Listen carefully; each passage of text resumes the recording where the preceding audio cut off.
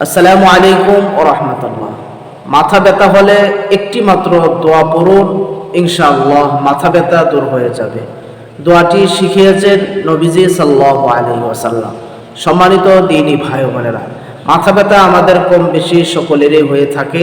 তো আজকের এই ভিডিওতে কয়েকটি আমলের কথা আলোচনা করব ইনশাআল্লাহ। যদি ভিডিওটি শেষ পর্যন্ত দেখুন তাহলে মাথা ব্যথা নিয়ে আর কোনো সমস্যা থাকার কথা নয়, আর কোনো টেনশন করা লাগবে না ইনশাআল্লাহ। সম্মানিত দ্বীনী ভাই ও বোনেরা, রাসূল করিম সাল্লাল্লাহু আলাইহি ওয়াসাল্লামের এক সাহাবী রাসূলের দরবারে উপস্থিত হলেন। এমন অবস্থায় যে প্রচণ্ড ব্যথা নিয়ে তিনি রাসূলের কাছে উপস্থিত হলেন। রাসূল করিম সাল্লাল্লাহু আলাইহি ওয়াসাল্লাম কারণ জিজ্ঞাসা করলেন। তিনি বললেন যে ইয়া রাসূলুল্লাহ, আমার প্রচণ্ড ব্যথা। তো রাসূল করিম সাল্লাল্লাহু আলাইহি ওয়াসাল্লাম বললেন, তুমি তোমার ব্যথার স্থানে হাত ধরো এবং এই দোয়াটি 7 বার পড়ো। আমি দোয়াটি বলছি, আপনারা সকলেই স্ক্রিনে লক্ষ্য করুন। বিসমিল্লাহি আউযু বিইজ্জাতিল্লাহ ওয়া কুদরাতিহি মিন শাররি মা আজিদু ওয়া উহাযির।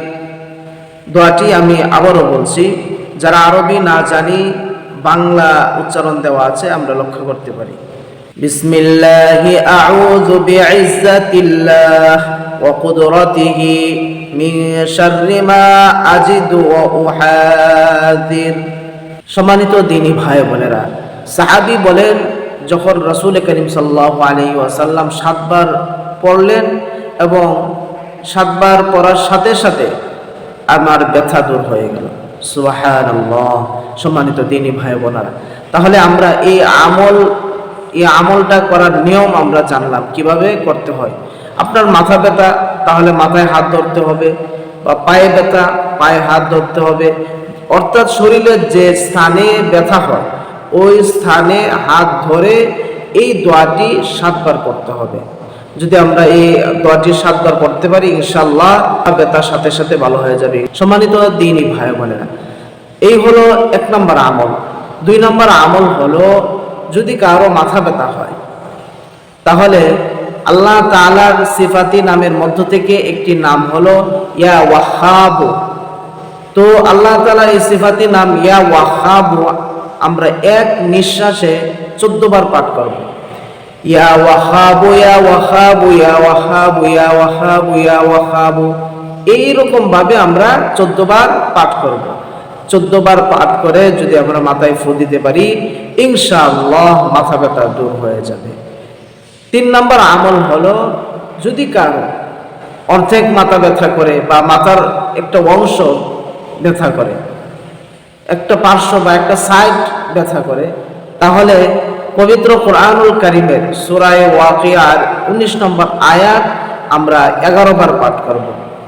লা ইউসাদ্দাউনা আনহা ওয়া লা ইউযিফুন, লা ইউসাদ্দাউনা আনহা ওয়া লা ইউযিফুন। সম্মানিত ভাই বোনেরা, যদি অর্ধেক মাথা হয় তাহলে আমরা এই আয়াতটি কতবার পড়ব? এই আয়াতটি আমরা 11 বার পড়ব।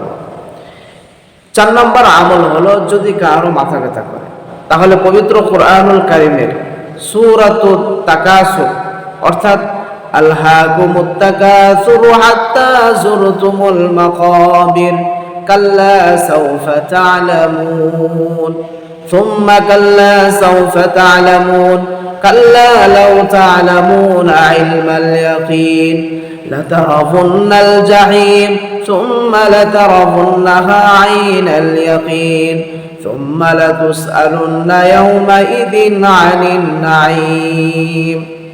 এই সূরাটি পড়ে যদি আমরা মাথায় ফু দিতে পারি, সাথে সাথে ইনশাআল্লাহ মাথা ব্যথা ভালো হয়ে যাবে। 5 নম্বর আমল হলো, যদি কারো মাথা ব্যথা করে তাহলে পবিত্র কোরআনুল কারীমের আরেকটি সূরা, সূরা আসর, অর্থাৎ ওয়াল আসরি ইন্নাল ইনসানা লাফি খুসর ইল্লাল্লাযীনা আমানু ওয়া আমিলুস সালিহাতি ওয়া তাওয়াসাউ বিল হক ওয়া তাওয়াসাউ বিস সাবর। এই সূরাটি আমরা 3 বার পড়ব। কতবার? 3 বার আমরা পড়ে যদি মাথায় ফু দিতে পারি, ইনশাআল্লাহ মাথা ব্যথা দূর হয়ে যাবে। 6 নম্বর আমল হলো, যদি আমরা কারো মাথা ব্যথা করে, তাহলে সূরা কাউসার আমরা 7 বার পড়ব। 7 বার সূরা কাউসার অর্থাৎ ইন্না আ'তাইনাকাল কাউসার, এই সূরাটি যদি আমরা 7 বার পরে মাথায় ফু দিতে পারি, ইনশাআল্লাহ মাথা ব্যথা দূর হয়ে যাবে। 7 নাম্বার আমল হলো, যদি সূরা ফিল আমরা যদি কারো মাথা ব্যথা করে মাথায় শক্তভাবে এরকমভাবে ধরে সূরা ফিল যদি আমরা 7 বার পরে ফু দিতে পারি, ইনশাআল্লাহ মাথা ব্যথা সাথে সাথে দূর হয়ে যাবে। সম্মানিত দ্বীনি ভাই ও বোনেরা, আল্লাহ তাআলা আমাদের সকলকে এই মাথা ব্যথা বা যে কোনো ব্যথা থেকে আল্লাহ তাআলা আমাদেরকে হেফাজত করুন, এবং যদি কেউ ব্যথায় আক্রান্ত হয়ে যায়, আল্লাহ তাআলা যেন আমরা এই আমলের মাধ্যমে আল্লাহ তাআলা আমাদেরকে সুস্থ করে দেন। সম্মানিত দ্বীনি ভাই ও বোনেরা, ভিডিওটি লাইক কমেন্ট শেয়ার করতে ভুলবেন না। দেখা হবে পরবর্তী কোনো ইসলামিক ভিডিওতে। ততক্ষণ আল্লাহ তাআলা আমাদের সকলকেই ভালো রাখুন, সুস্থ রাখুন। আসসালামু আলাইকুম ওয়া রাহমাতুল্লাহি ওয়া বারাকাতুহু।